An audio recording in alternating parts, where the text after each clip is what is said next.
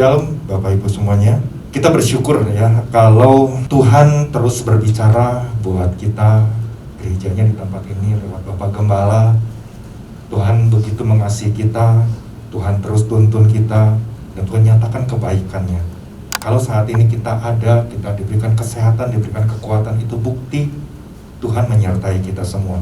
Nah, pesan Tuhan minggu ini judulnya adalah ketika jatuh ke dalam air.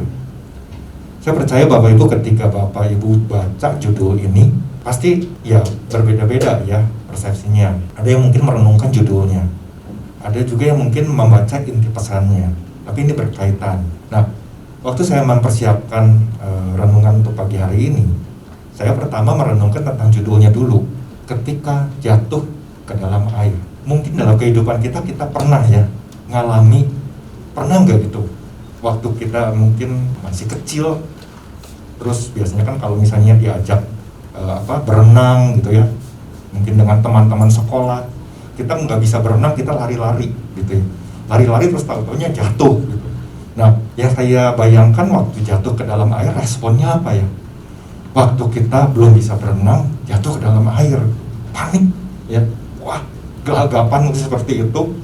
Ada juga yang mungkin karena nggak bisa berenang, yang keminum adalah air ya puji Tuhan kalau misalnya ada yang melihat langsung nolong gitu ya. Tapi kalau misalnya sampai seperti itu nggak ada gitu kan, waduh, itu kan bisa tenggelam begitu. Apalagi kalau orang-orang yang misalnya berenang di laut terus terkena gelombang ya, hantaman ombak, boro-boro dia mau teriak minta tolong gitu ya, dia udah tergulung oleh ombak seperti itu. Wah, betapa mengerikannya gitu. Nah, waktu saya renungkan ini, ya ternyata berbahaya juga kalau kita ketika jatuh dalam air kita nggak bertindak apa-apa. Nah, ini berkaitan juga dengan mungkin berhubungan dengan kerohanian kita. Di sinilah ini yang saya bayangkan ya, bagaimana ketika Petrus pada saat itu dia setelah dia berjalan di atas air, kemudian merasakan ada angin, kemudian dia melihat yang terjadi dan akhirnya dia mulai tenggelam. Ya seperti itu. Tapi untungnya reaksinya begitu cepat. Dia berteriak langsung minta tolong, Tuhan, tolonglah aku. Ya, nah ini yang luar biasa. Nah, saya mau membacakan dasar dari pesan Tuhan minggu ini. Ini kan terambil dari Injil Matius pasal yang ke-14 ayat yang ke-30 sampai 33. Ya, saya bacakan secara cepat saja.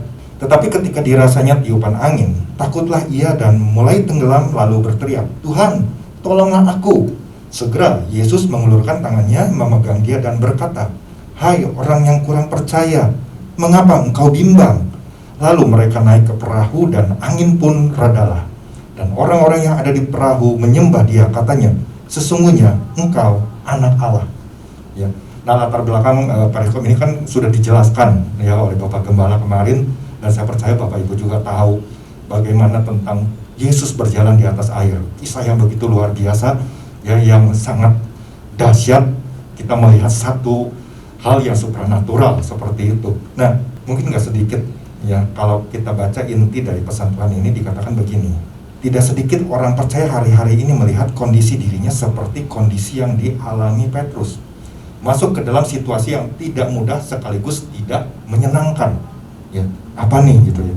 Nah, melalui pesan ini kita diingatkan bahwa hal ini bukanlah akhir dari segalanya. Jadi kalau kita mungkin saat ini sedang ada di dalam situasi yang kok nggak habis-habisnya ya, apalagi yang namanya COVID, ya, pandemi COVID ini, semakin banyak orang yang tertular, terkena, ya, padahal udah divaksin, padahal sudah menjaga, ya, protokol dan sebagainya, kok bisa terjadi seperti ini?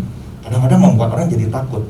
Ada juga yang, ya orang percaya yang seperti saya katakan tadi, panik, tuh, nggak tahu seperti apa, ya. Mau bertindak apa, berpikir seperti harus bagaimana itu nggak tahu ya. Ini dikatakan apabila kita mau terus mengarahkan pandangan kita kepada Tuhan, maka kita akan melihat bahwa sesungguhnya banyak hal yang sedang Tuhan ajarkan dan lakukan. Jadi kita renungkan lagi, kenapa Tuhan izinkan hal ini terjadi? Pasti ada sesuatu yang Tuhan lagi mau ajar buat kita ya. Dan tentu respon kita itu harus belajar untuk merespon dengan tepat, merespon dengan benar.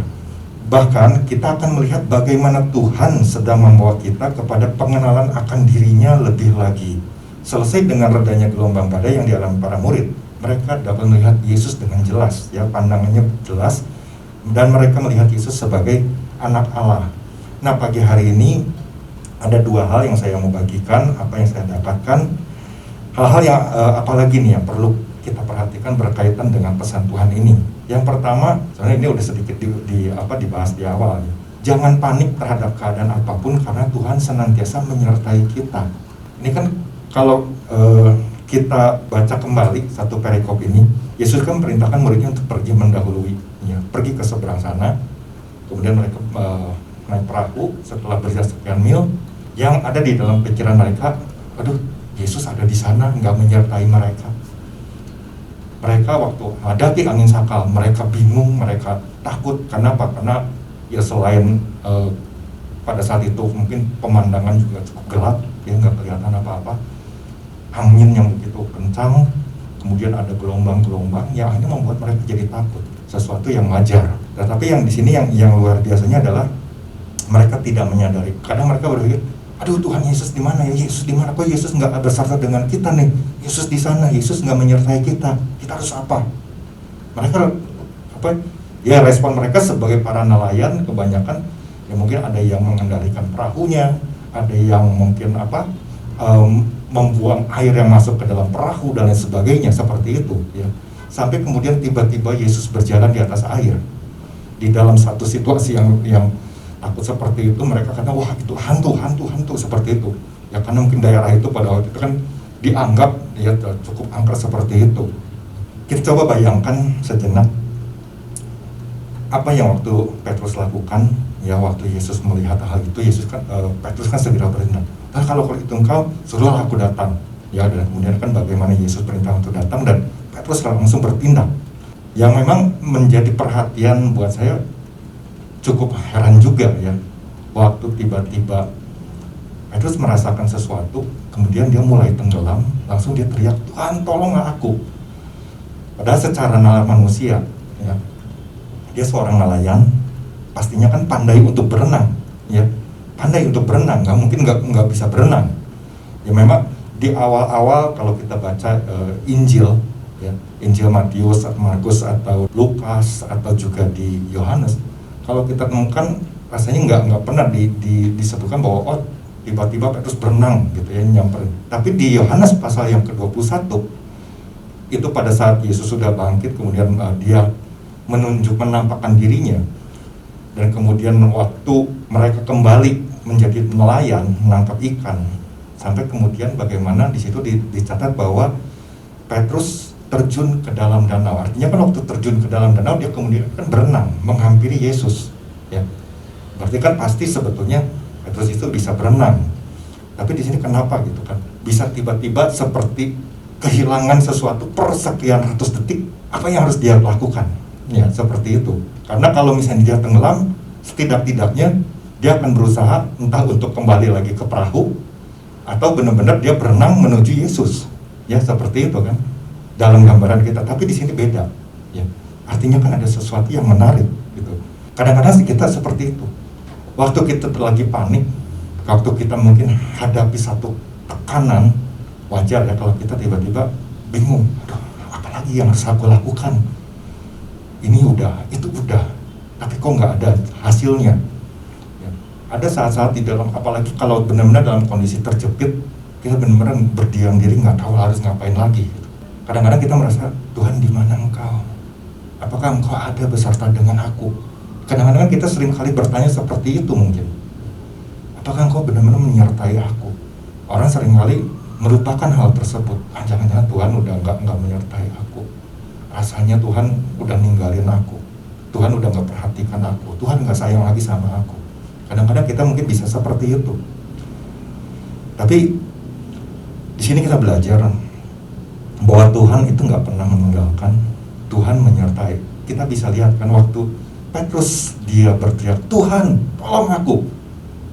Di situ kan Alkitab mencatat Yesus segera datang dan mengulurkan tangannya, memegang tangan dari Petrus. Artinya bahwa Tuhan itu nggak pernah berlama-lama, nggak pernah membiarkan kita sampai akhirnya kita tenggelam. Ya kemudian baru Tuhan tolong, Tuhan ikut nyebur seperti itu, enggak gitu. Ya. Di dalam Mazmur 14 ayat yang kedua disebutkan Tuhan memandang ke bawah dari surga kepada anak-anak manusia untuk melihat apakah ada yang berakal budi dan yang mencari Allah. Ya. Nah ini kan bukti bahwa Tuhan itu nggak pernah lalai, Tuhan itu selalu menyertai. Jadi dalam keadaan apapun, yuk mari kita belajar untuk bertindak, jangan cepat panik. Susah memang ya, kadang-kadang apalagi kalau orangnya yang memang suka panikan seperti itu ya. Untuk merubah jadi enggak panik itu mungkin menjadi kesulitan tersendiri ya. Tapi kita belajar ya, kita belajar. Juga di dalam 2 Tawarikh 16 ayat 9 bagian A dikatakan situ, karena mata Tuhan menjelajah seluruh bumi untuk melimpahkan kekuatannya kepada mereka yang bersungguh hati terhadap Dia. Ya kan kita bisa melihat janji Tuhan itu seperti itu. Tuhan nggak pernah tinggalkan, Tuhan pasti menyertai. Ya. Nah, kita di sini benar-benar bisa melihat ya satu hal yang luar biasa, bahwa Petrus bertindak dengan cepat. Walaupun per sekian ratus detik setelahnya blank, langsung dia teriak, Tuhan tolonglah aku. Ya, seperti itu.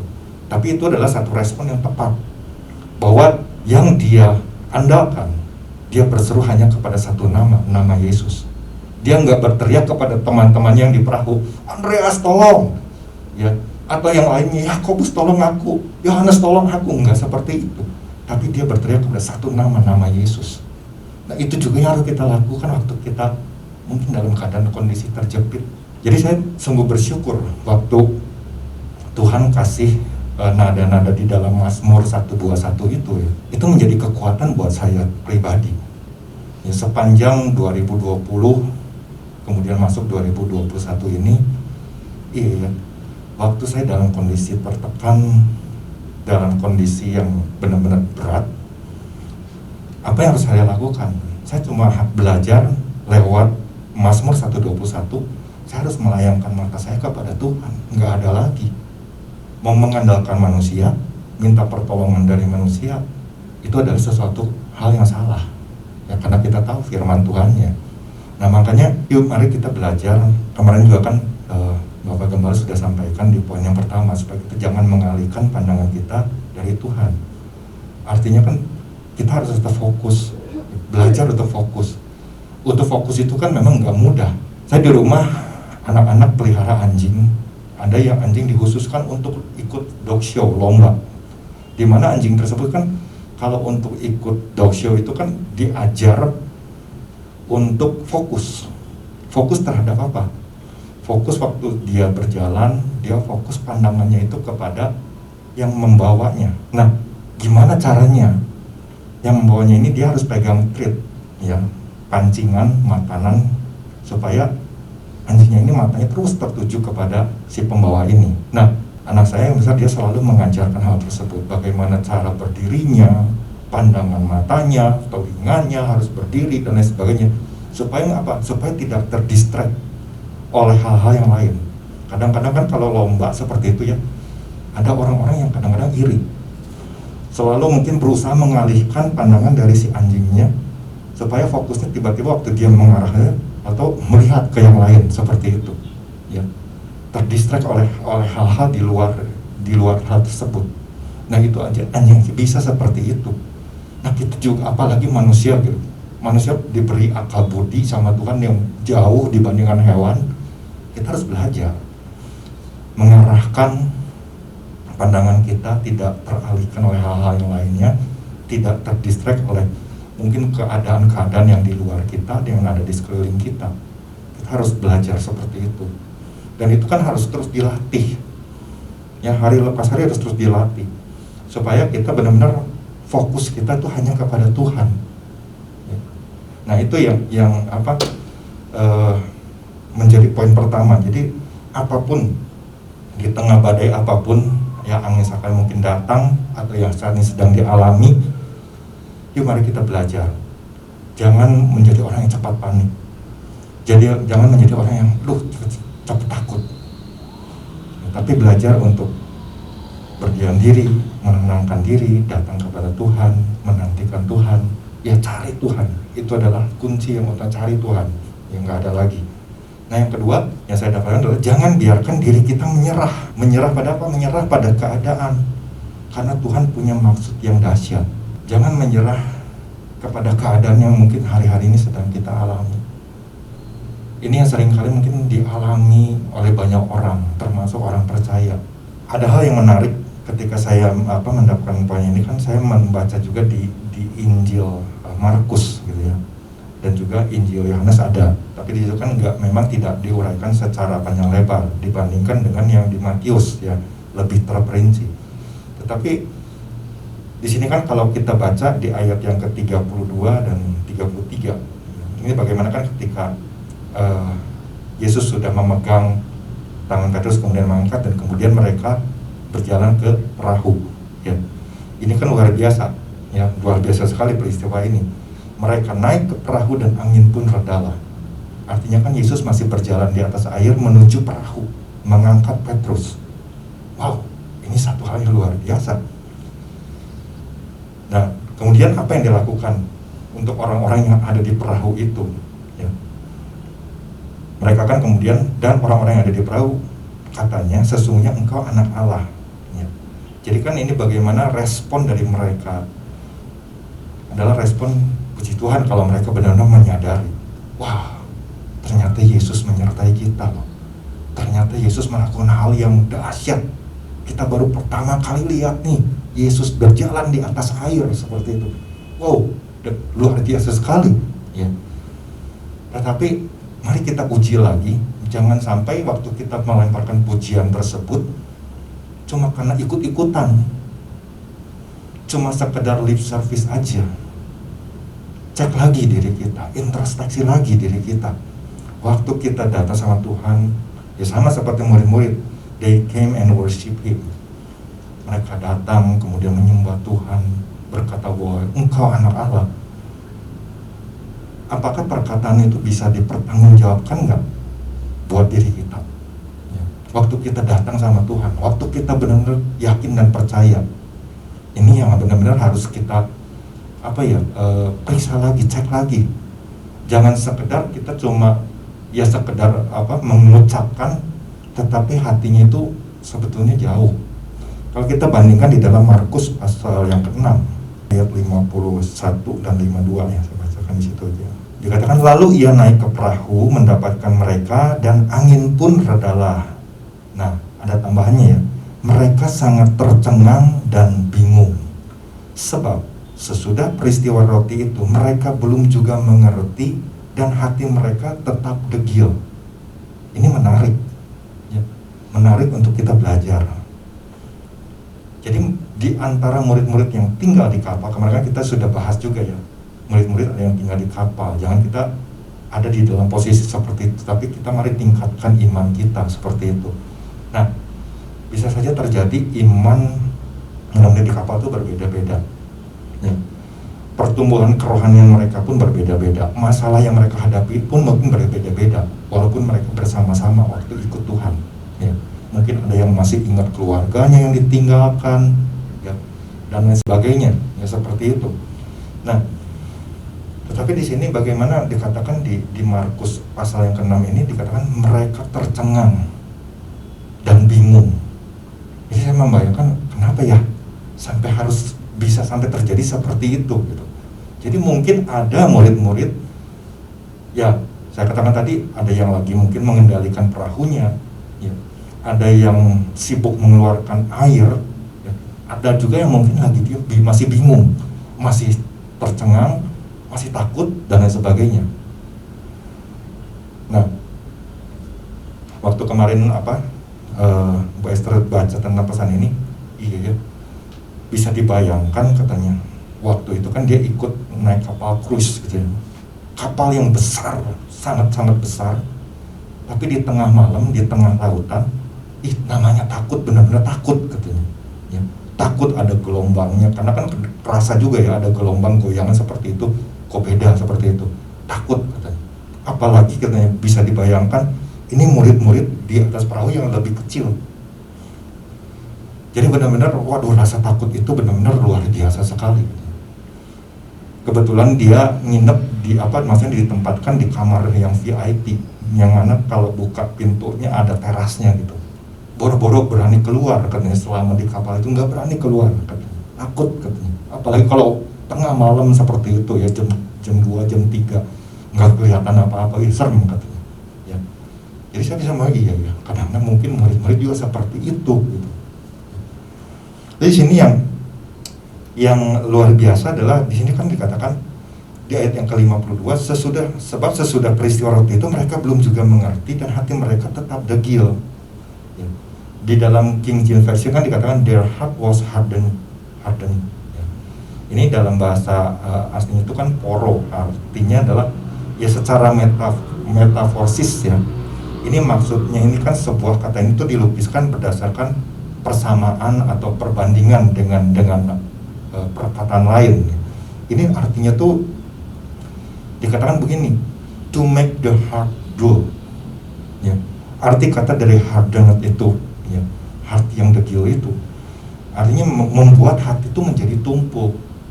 Jadi lewat peristiwa-peristiwa yang Yesus lakukan, ada murid-murid yang mungkin hati mereka tetap tumpul, nggak bisa bangkit, nggak bisa berubah. Waduh, ini sangat-sangat mengerikan sekali. Yang bisa membuat orang itu ada dalam satu titik terendah, akhirnya nyerah. Nah ini kita jangan sampai ada di dalam posisi ini, jangan nyerah.